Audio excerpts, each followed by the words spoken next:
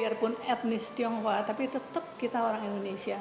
Memang Sikong Liang memberi ruang buat para pemuda tinggal, berdiskusi, dan semua leluasa begitu saja.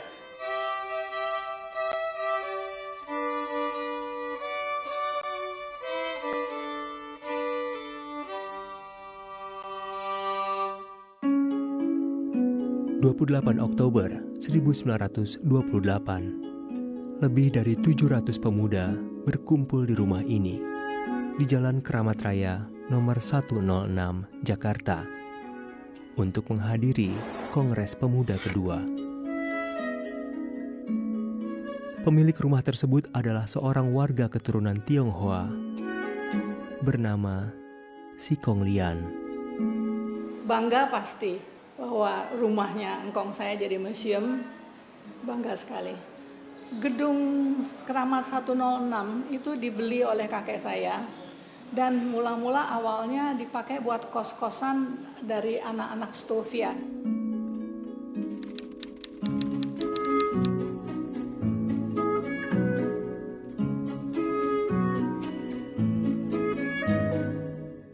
Waktu kita kecil, kalau kita lewati Jalan Keramat Raya ini, orang tua saya suka bilang, ini loh rumah engkongco kamu, engkongco kamu Sikong Liang itu. Di tahun 1920-an, sebuah plang bertuliskan Langen Siswo pernah berdiri pada bagian depan rumah kos di Keramat Raya nomor 106. Langen Siswo merupakan kegiatan ekstrakurikuler perkumpulan Yongyafa. Tapi, lambat laun makin banyak pemuda dari Sumatera, Ambon, hingga Minahasa yang turut bergabung. Beberapa tokoh pernah terkos di sini, terutama Ketua Kongres Pemuda kedua, Sugondojo Spibito. Terus ada Muhammad Yamin yang merupakan perumus naskah atau ikrar Sumpah Pemuda. Yang berikutnya merupakan salah satu pentolan Partai Komunis Indonesia, Amir Syarifuddin pernah kos di sini, dan sebagian yang merupakan para pelajar dari Jawa, dari Sumatera, dari Minahasa, dari Ambon seperti Johannes Slimena pernah kos di sini. Di museum ini terdapat banyak informasi tentang sejarah Sumpah Pemuda, mulai dari foto, simbol organisasi pemuda, detil lokasi, diorama para tokoh, hingga peninggalan bersejarah lainnya yang menceritakan proses Kongres Pemuda. Namun, tidak banyak jejak yang bisa diceritakan soal Sikong Lian saat Kongres berlangsung. Sikong Liang itu memang sepatutnya hanya menyediakan tempat, menyediakan sarana yang ada buat para pemuda-pemuda. Belum ada gambaran rinci bagaimana apakah Sikong Liang ikut waktu Kongres Pemuda ikut ngeliatin, ya itu belum ada data-datanya. Bukan hanya pihak museum, keluarga pun tidak mempunyai informasi soal jejak Sikong Lian saat Kongres berlangsung. Nggak pernah dengar si engkongnya itu ada di mana gitu. Nggak pernah. Sikong Lian sendiri sehari-harinya tidak tinggal di rumah yang kini jadi museum tersebut.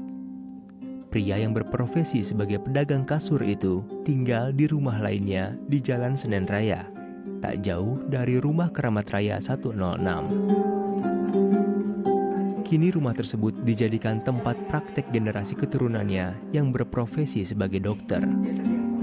Ini adalah kamar Sikong Lian, hidup dan meninggalnya di kamar ini. Bukan di rumah sakit karena stroke meninggalnya tahun 54. Di museum tidak ada satupun foto Sikong Lian yang terpasang. Pihak museum berdalih selama ini tidak mendapat banyak informasi terkait Sikong Lian. Beberapa informasi dan foto-foto yang selama ini beredar di internet pun tidak akurat. Apalagi generasi keturunan Sikong Lian baru mendatangi dan memberitahu pihak museum pada tahun 2018 lalu bahwa mereka adalah keturunan langsung dari Sikong Lian.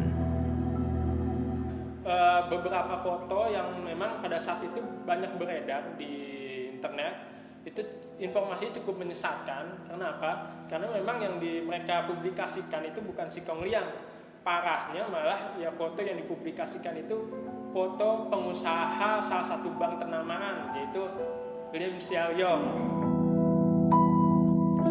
Kesalahan fatal soal sosok Si Kong Lian di internet itulah yang akhirnya membuat generasi keturunan Si Kong Lian mulai bergerak tahun 2018 lalu. Terus saya juga searching di Google, masukkan kata Si Kong Lian, foto yang keluar tuh sama sekali bukan foto Si Kong Lian yang benar. Kalau kita baca-baca di media online, nama Si Kong Lian itu disebut, tapi tidak banyak yang mengetahui siapa itu Si Kong Lian. Ya. Dan berawal dari situlah saya tergelitik untuk membenarkan sejarah. Keluarga mulai mengumpulkan bukti dan akhirnya menemukan berkas asli untuk ditunjukkan kepada pihak museum bahwa benar mereka adalah cucu dan cicit dari Si Kong Lian. Jadi kita coba bongkar itu kebetulan di Senen Raya 40, rumah Si Kong Lian dulu, ada satu kotak penyimpanan. Ternyata memang masih ada tuh kebetulan akta waris. Di dalam akta waris itu sepotong akta waris yang menyatakan bahwa kerabat raya 106 ini alias Museum Sumpah Pemuda ini memang diwariskan ke 3 anak Si Kong Lian itu. Mereka juga ngecek simpenan suratnya dia, dan lalu saya mengeluarkan, waktu kita datang kita keluarkan surat-surat yang kita bawa itu. Barang dilihat diakurin sama yang mereka simpan itu sama banget sama dengan yang kita bawa itu.